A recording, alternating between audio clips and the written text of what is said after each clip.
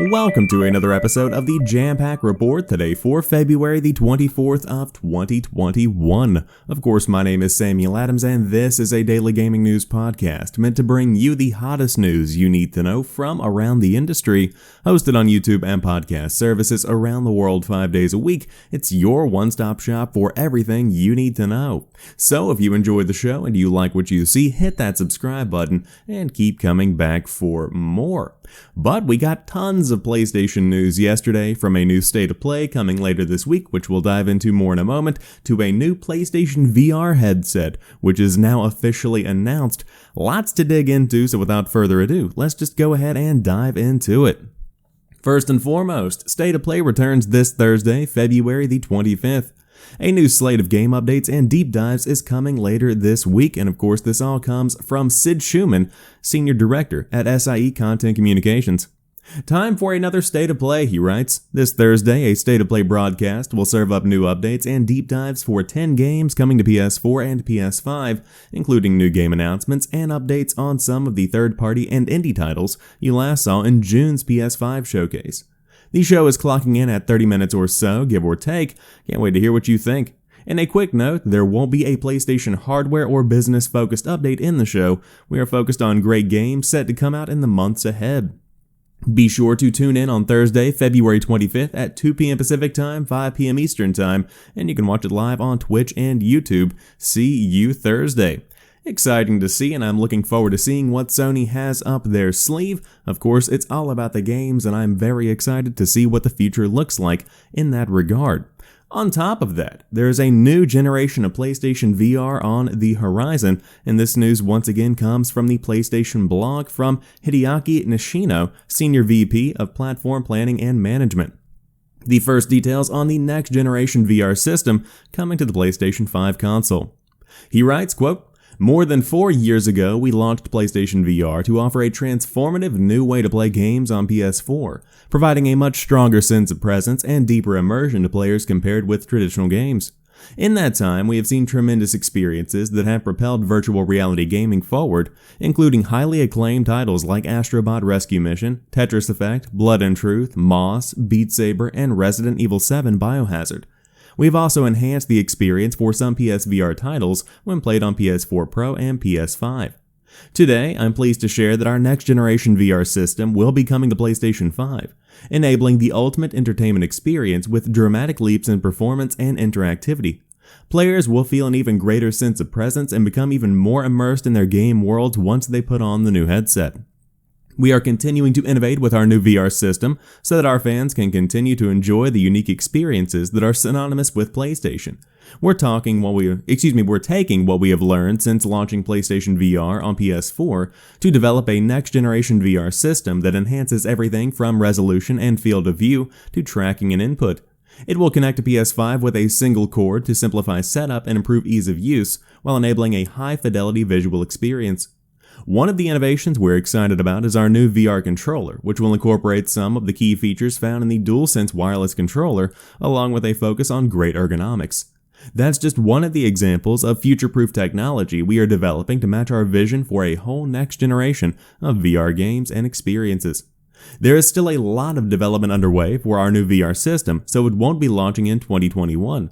But we wanted to provide this early update to our fans, as the development community has started to work on creating new worlds for you to explore in virtual reality. We also want to thank all of our PSVR players for your continued support. With upcoming games like After the Fall, Sniper Elite VR, and Humanity, there is much more to come for PSVR, whether you're playing on PS4 or PS5. With both PlayStation VR and the next-generation VR system we are building, our commitment to VR as a medium for games is stronger than ever.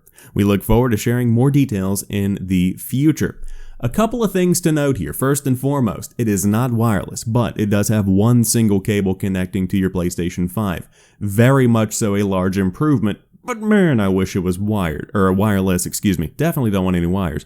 On top of that, I also do want to mention here that sales of the PlayStation VR were monstrously low. The install base, relatively solid considering how popular the PlayStation 4 was, but it still sold less than the iToy. So, when you consider that, VR is still a very, very, very small section of their player base. But I think that Sony, in their planning, looks to products like the Quest headset, where it is an affordable entry point for people to get solid mid-range VR experiences. This is not going to rival something of a high-end Oculus or a high-end Valve Index or anything like that, but it's going to be one of the most updated, modern, technologically impressive consumer-level VR headsets. That's exciting. And so while I might not be picking it up because I'm not a huge virtual reality guy yet, it's exciting to see that this technology is still being explored, because unlike motion controls and unlike these little small gimmicks that have popped up throughout the years, VR is legitimately a different experience. It's one that can carve out its own niche in the gaming industry and make its spot, prove its worth. And I think that Sony backing it and showing that they are doubling down on VR will just encourage others in the industry to continue their journey as well and to start developing VR experiences, because I want it to be bigger. I want to have a legitimate reason to pick up a VR headset beyond what is currently out there available, like Beat Saber and the Star Wars experiences. There's a future for VR, but we just have to find out what that is. However, PlayStation is getting in on the action. But if you're not into VR, maybe you're into gaming on PC, and PlayStation has something there for you as well. Of course, currently we have Horizon Zero Dawn and Death Stranding both out on the platform, but Days Gone is coming this spring and more PlayStation games are set to come. Ben Studios' Zombie Biker game page is already up on Steam if you do want to check it out, and there you can find some PC features, including ultra-wide monitor support, unlocked frame rates, and improved graphics, with increased levels of details, a higher field of view, and foliage draw distance improvements. This news comes via a GQ interview with Sony's Jim Ryan, who shared, quote, "We find ourselves now in early 2021 with our development studios and the games that they make in better shape than they've ever been before. Particularly from the latter half of the PS4 cycle, our studios made some wonderful, great games. There is an opportunity to expose those great games to a wider audience and recognize the economics of game development, which are not always straightforward. The cost of making games goes up with each cycle as the caliber of the IP has improved. Also, our ease of making it available to non-console owners has grown." So in short, what Jim Ryan is saying here is that it's easier to port games, he mentions that at the end, and then on top of that, it's also important to expand and hit that wider audience, which I think is very, very important. And I tweeted this yesterday when the news broke, but I want to reiterate this here.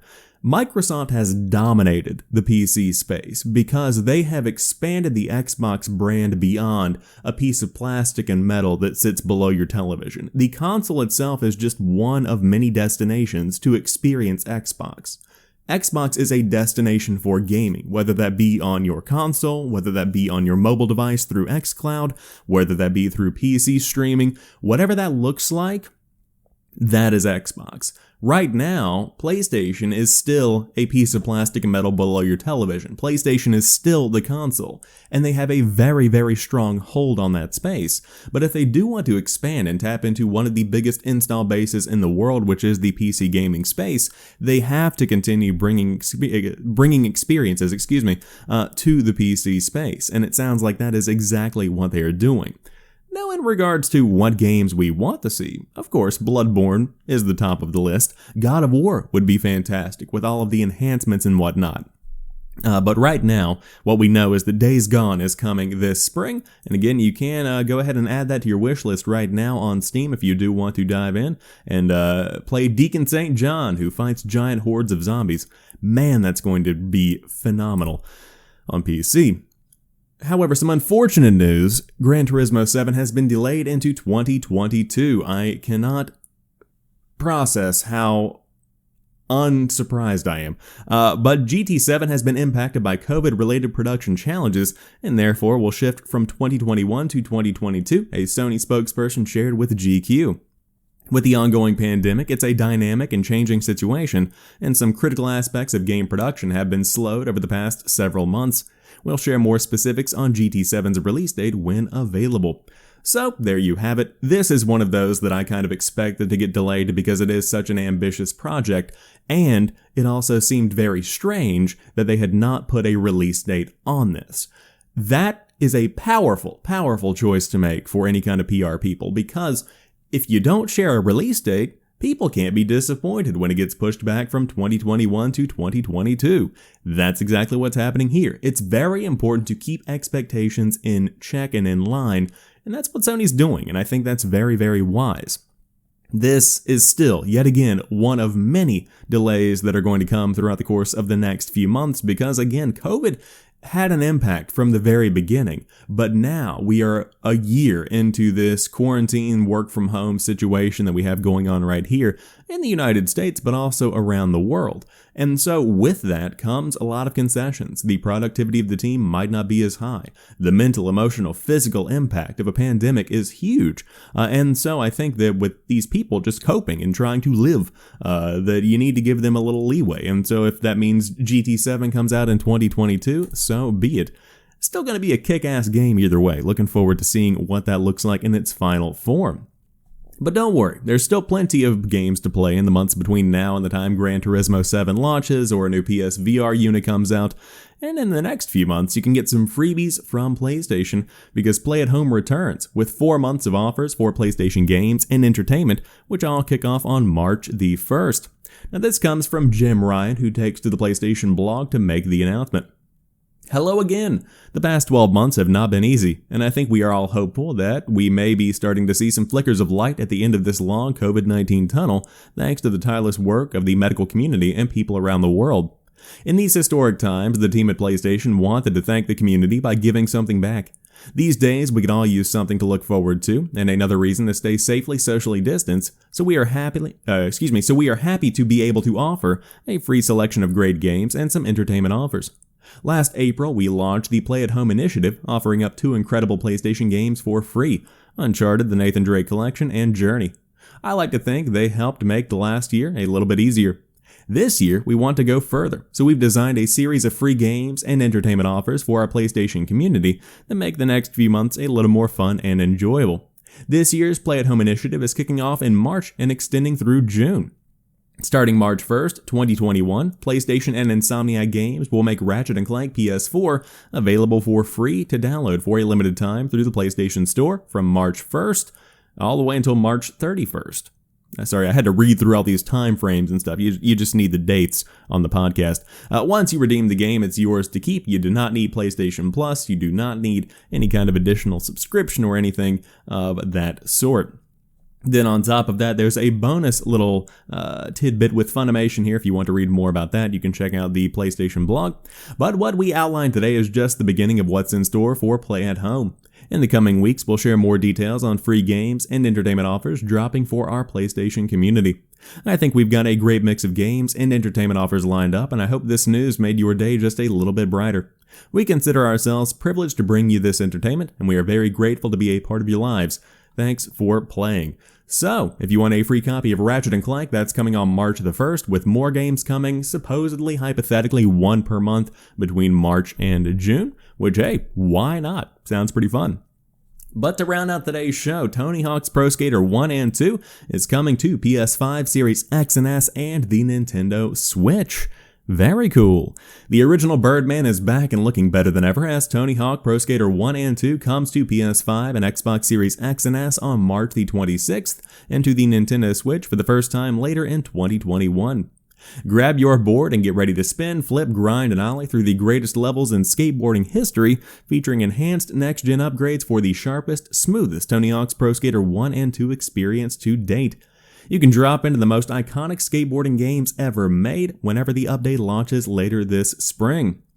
Of course, it includes all of the accoutrements you might expect from a next-gen upgrade, including 4K 60 FPS, which is native this time around, and 120 FPS at 1080p. Now, I will say the Xbox Series S does achieve 1440p, so keep that in mind.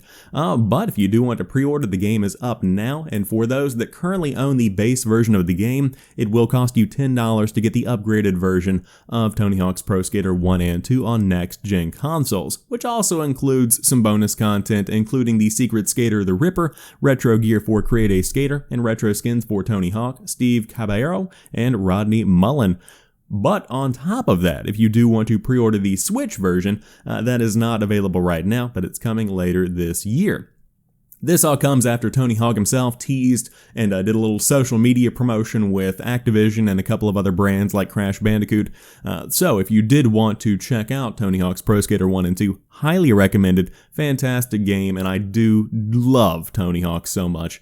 Both the man and the games, but they're a huge part of me coming up, and I'm absolutely going to be throwing another 10-spotter their way to get access to that next generation version on March the 26th. But that rounds out today's episode of the Jampack Report. If you enjoyed today's show, drop me a like down below and let me know what you think about everything we talked about here today, but specifically, what do you think about all of these PlayStation announcements? PSVR 2, a new state of play, some freebies coming for you, games coming to PC, lots in the PlayStation universe going on, a very exciting time to be a player. But until tomorrow, you guys have a fantastic rest of your day. I'll talk to you soon, and peace.